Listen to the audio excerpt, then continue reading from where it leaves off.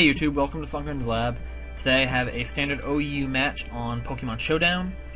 First things first, my team is actually on the other side of the battle because, as you can see, Pokemon Showdown decided to switch the team places, I guess. So, yeah, this is my team, this is his team. So, yeah, just remember that I'm on this side, he's on that side, and I guess we'll just get into the battle now.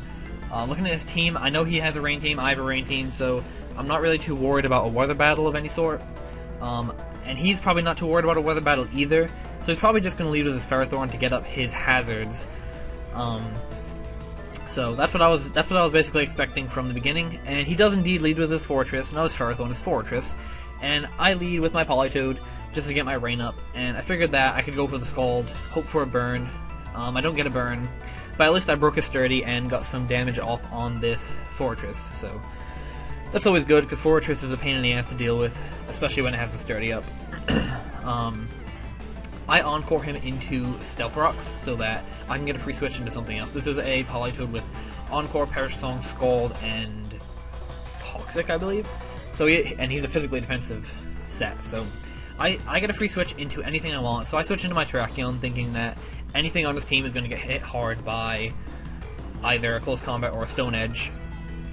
Unfortunately, he brings in this thundurus-t, and I'm assuming that it's Scarfed. I decided that I was going to try to bluff a Scarf here, hopefully make him switch out, but he doesn't fall for it, and he goes straight for the Thunder. I'm assuming he was Scarfed as well.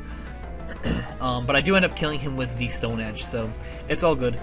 My Terrakion is alive, even though it's got a little bit of health left. He brings in this Politoed. I know he's probably going to be a defensive set, and I really just don't want to risk missing a Stone Edge, so I just switch straight out into my Gastrodon to absorb whatever water move he wants to throw at me. He does throw the Scald, and my Gastrodon absorbs that nicely with the Storm Drain boost, so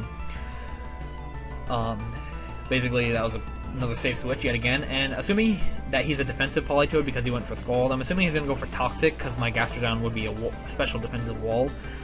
So I switch into my Genesect, which is a Steel type, and he does go for the Toxic, and I basically absorb that. I'm immune to Toxic, so free switch into my Genesect, I get the special attack boost with Download, and I take out his Politoed with the Thunder. So that's his Politoed down, and he brings in his Toxicroak here. I'm not sure why he did that, but I'm just going to go straight for the Thunder as he switches out into his Fortress.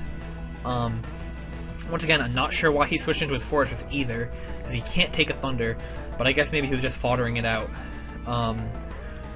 So his Fortress goes down, and now he's down 6-3 at this point, so he's got to pull something out really good here to come back. He goes into his Dragonite, and with the multi-scale, he lives the Thunder easily with more than 50% health, and goes for the Dragon Dance, and now I am a little bit scared. This is a little bit of a bad situation for me, because this Genesect is a Rock Polish set. I'm not Scarfed, so no way I'm going to outspeed him after Dragon Dance.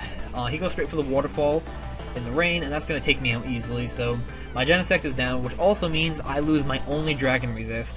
So this could be a very bad situation. So I go into my Politoed, and I figure that I'll go straight for the Perish Song here to try and get him to either switch out or let himself die after 3 turns, and I get the Perish Song off as he goes for the Earthquake. Like I said, I am a physically defensive Politoed, so I can take Earthquakes all day. I was hoping he would go for the Earthquake again, and I could just Encore him into the Earthquake, so I could switch it into my Gyarados, but unfortunately he does go for the Dragon Claw, and I Encore him into Dragon Claw, so yeah, I have nothing to take a Dragon Claw, so I have to let my Politoed die, which I brought it in as Death Fodder anyway, so it got the Perish Song up, and now it's Death Fodder, so it did its job perfectly, and now he only has 1 turn left for his Perish Song, so I'm thinking he's either going to switch out or he's going to die regardless, so I figured I would go into my Gyarados expecting him to switch out and I could set up a sub, but unfortunately he does just go straight for the Dragon Claw and take me out.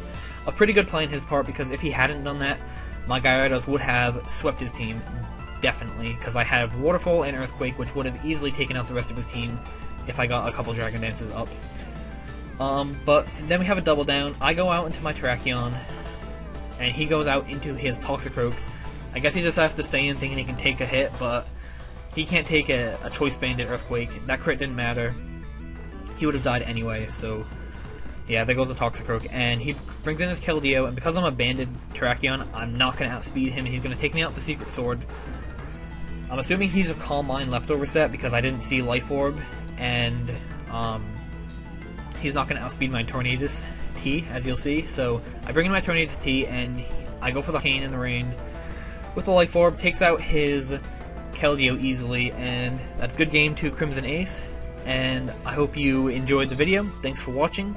Feel free to hit the like button if you enjoyed the battle, and subscribe if you want to see more videos of mine in the future. See ya!